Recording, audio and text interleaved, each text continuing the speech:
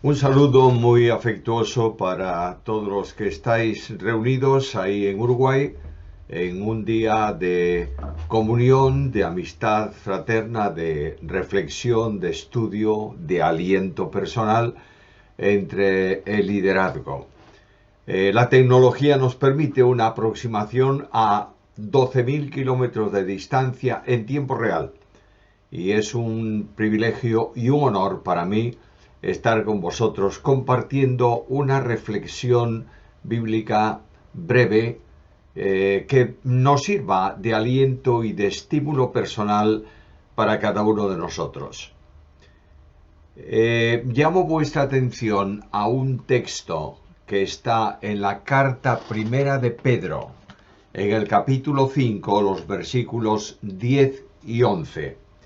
Y dice así la palabra del Señor: Mas el Dios de toda gracia, que nos llamó a su gloria eterna en Jesucristo, después que hayáis padecido un poco de tiempo, Él mismo os perfeccione, afiance, fortalezca y establezca. A Él sea la gloria y el dominio por los siglos de los siglos. Amén.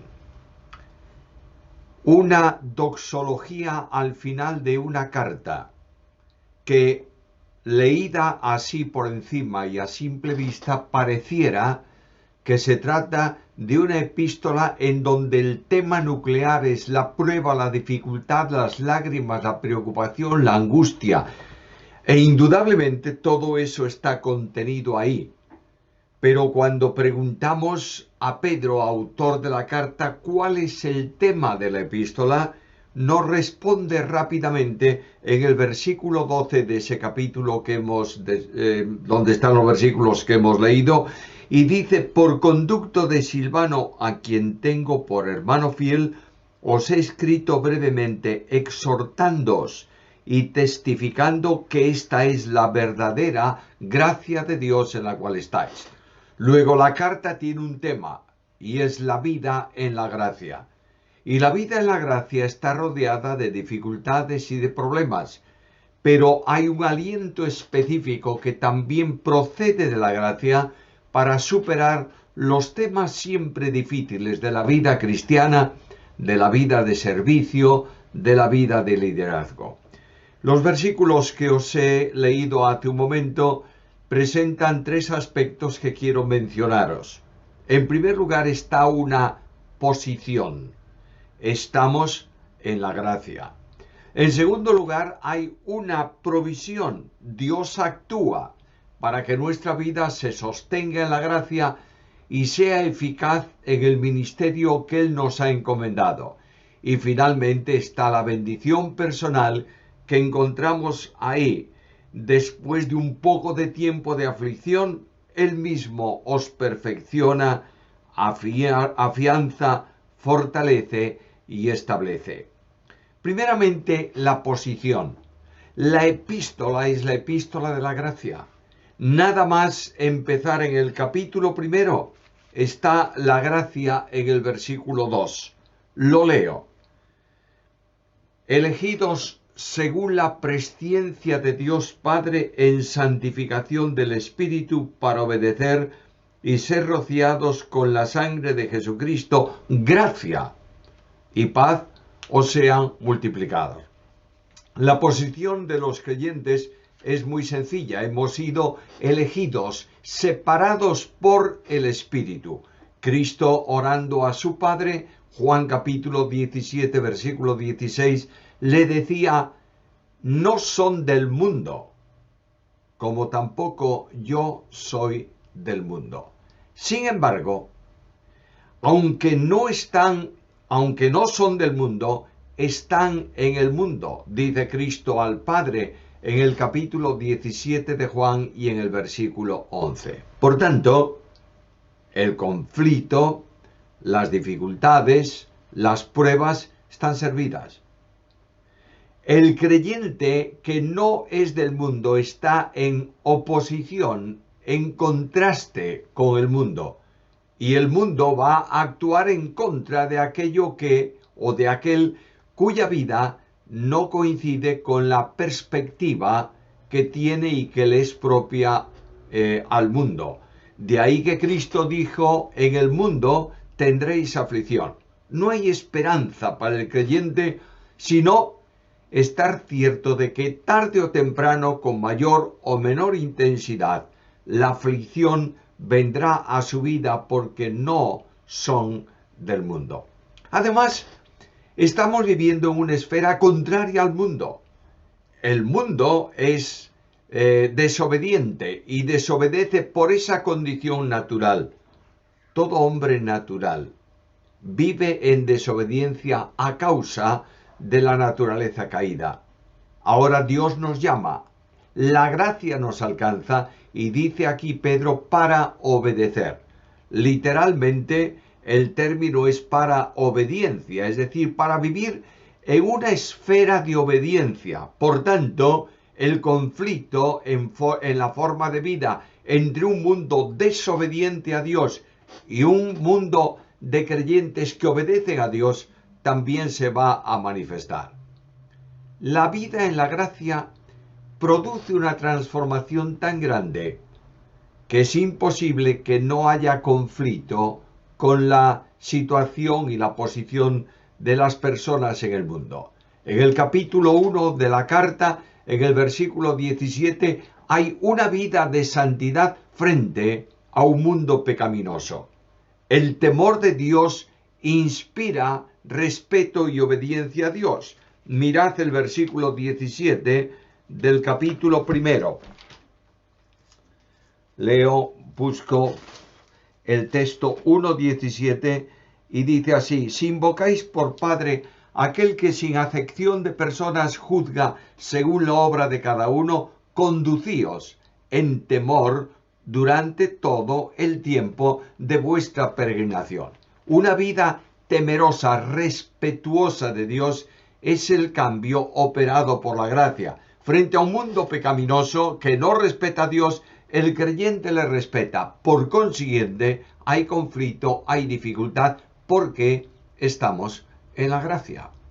Por otro lado, la gracia genera en el creyente un amor, como el amor de Dios. Versículo 22 del capítulo 1. Habiendo purificado vuestras almas en la obediencia a la verdad, mediante el Espíritu, para un amor fraternal no fingido. Amaos unos a otros entrañablemente de corazón puro. Debiéramos entender claramente que Dios estableció un mandamiento para los creyentes. Cristo dijo: en esto conocerán que sois mis discípulos si tuvieseis amor los unos para con los otros. Lo que distingue a la iglesia correcta, firme, en comunión con Dios, la auténtica iglesia, de la iglesia aparente, es precisamente el amor. Dios determina que nosotros amemos y Él derrama en nuestros corazones, por su gracia, el amor suyo, que puede amar de una forma desinteresada y buscar el amor como núcleo esencial del ministerio y de la vida. Frente a un mundo que no ama, no hace falta ningún ejemplo. Vosotros lo veis en todos los lugares a donde orientéis vuestro pensamiento, vuestra mirada, encontraréis un mundo no comprometido en el amor, sino todo lo contrario. Frente a este mundo que no ama, hay un grupo selecto de personas, no importantes por ellas, sino alcanzadas por la gracia, que viven amando, viven en el amor. El mundo desobediente no quiere oír a Dios.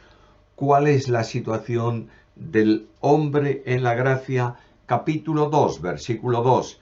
Desead como niños recién nacidos la leche espiritual no adulterada, para que por ella crezcáis para salvación. El creyente ama la palabra. En la palabra escucha la voz de Dios. Con la palabra se edifica.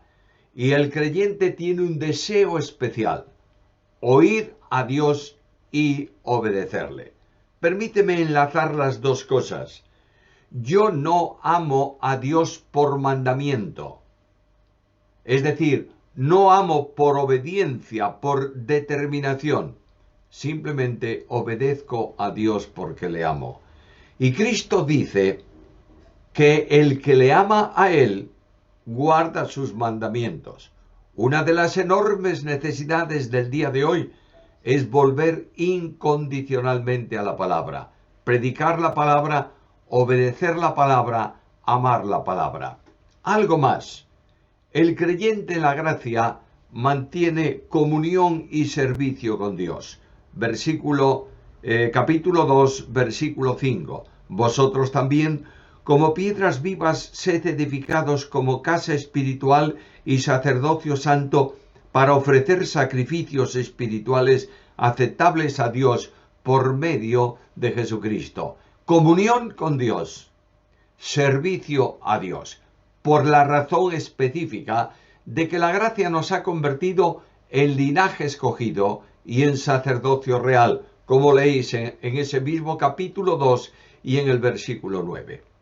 La gracia transforma la vida de los creyentes, haciendo de esas personas antes normales como el resto del mundo o de acuerdo con el resto del mundo, haciéndolos como vidas ejemplares en esa sociedad.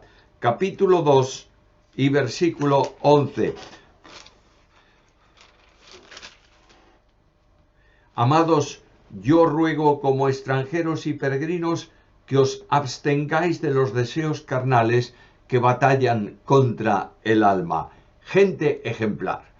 Frente a una sociedad carnal corrupta, el creyente vive una vida ejemplar, brillando como luz en medio de las tinieblas. Algo más, mientras el mundo sigue al príncipe del poder del mundo y descansa, como dice Juan, descansa, duerme en el maligno, los creyentes tenemos una orientación celestial y somos seguidores fieles de Jesucristo. Capítulo 2, versículo 21.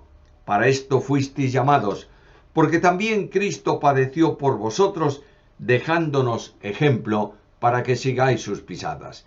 No estamos siguiendo una trayectoria religiosa.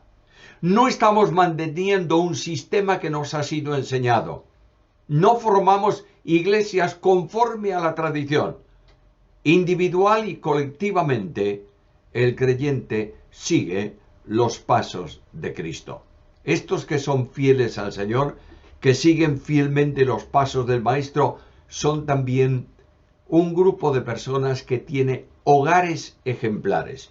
No podemos olvidar que las características que se establecen para el liderazgo en la iglesia tienen que ver con asuntos personales, no tanto con dones espirituales. De manera que tenemos que ser ejemplos en la familia, en la sociedad, etcétera, etcétera. Los hogares ejemplares que están reflejados por Pedro en el capítulo 3, versículos 1 al 7, es el resultado de la acción de la gracia. Pero esta gracia que nos santifica, que nos hace seguidores de Cristo, que eleva nuestros niveles, que nos impulsa a escuchar la voz de Dios en su palabra para obedecerla, genera necesariamente, produce vidas en conflicto. Capítulo 4 y versículo 4. Dice así: en lo cual extrañan ellos de que vosotros no corráis con ellos hacia el mismo desenfreno de disolución y os ultraja. Puesto que el creyente está en una vida ordenada conforme a Dios, contradice la forma del mundo y el conflicto se presenta. Os ultraja. ¿Qué más? Las pruebas que están en la carta, comienza a leerlo si te parece, en el capítulo 1, versículo 6 en adelante. Todas esas pruebas son la expresión visible de que estamos en la gracia. Por tanto, lo primero que la epístola nos enseña es que nuestra posición es una posición conforme a la voluntad de Dios. En segundo lugar está la provisión.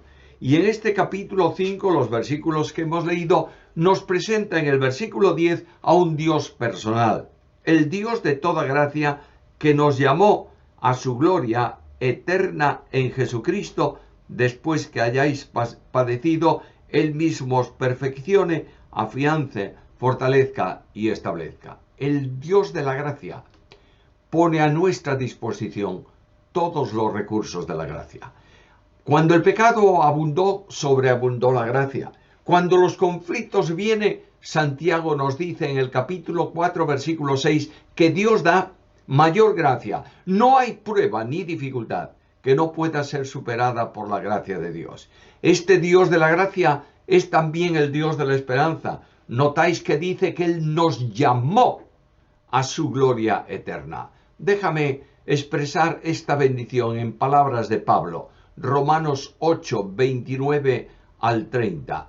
Porque a los que antes conoció, también los predestinó para que fuesen hechos conformes a la imagen de su Hijo, para que Él sea el primogénito entre muchos hermanos. Y a los que predestinó, a estos también llamó, y a los que llamó, a estos también justificó, y a los que justificó, a estos también glorificó. Nota algo. No dice glorificará, sino glorificó. Porque resucitados con Cristo nos ha sentado con Él en lugares celestiales. Y la esperanza del hombre que descansa en tantas cosas estériles es firme para el creyente porque descansa en Cristo. La esperanza tuya y mía está en la relación vivencial con Jesús. Colosenses 1:27. Cristo es en vosotros esperanza de gloria. Cristo se convierte, Dios se hace nuestra esperanza cierta, y el consuelo es que el conflicto, las pruebas, las dificultades son siempre muy limitadas. El tiempo de la angustia, breve, frente a la esperanza de gloria.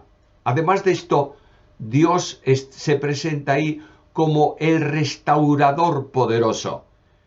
En medio de los conflictos de la Biblia dice, Él os perfeccione. Literalmente se lee, Él os restaurará. Estamos maltrechos de la lucha. Las huestes de maldad lucharon contra nosotros, el mundo lucha contra nosotros, los perversos nos desprecian, los conflictos surgen, pero en medio de esas circunstancias difíciles, Dios restaura. De la misma manera que hizo con Elías. Debajo de un enebro, el hombre de fe dice a Dios que le quite la vida porque está cansado, hastiado. ¿Está estresado? No tanto. Lo que tiene es un problema de angustia vital, que a veces decimos eso no es posible para un creyente. Está deprimido. Y Dios viene al encuentro del deprimido por la lucha espiritual. Y cuando otros abandonan, Dios restaura. Hace algo más, nos afirma. Es decir, Dios nos da poder para vencer y nos coloca en una posición de victoria. Ya lo ha hecho cuando creímos. No hay nada que pueda derribar al creyente de esa posición. Y es más, a veces vemos la vida en la iglesia, en la obra, llena de problemas y dificultades, pero Dios nos lleva siempre en triunfo en Cristo. Segunda a Corintios capítulo 2 y versículo 14. ¿Cuál es la certeza de la provisión? ¿Tenemos necesidad de recursos? Todo lo puedo en Cristo que me fortalece. Ahora ya nos ha restaurado, nos ha afirmado, nos va a dar fortaleza especial. Porque las fuerzas proceden de Dios. Y es el único que da esfuerzo al cansado. ¿No crees que es un contrasentido? Un cansado no puede esforzarse, pero Dios multiplica las fuerzas del que no tiene ninguna.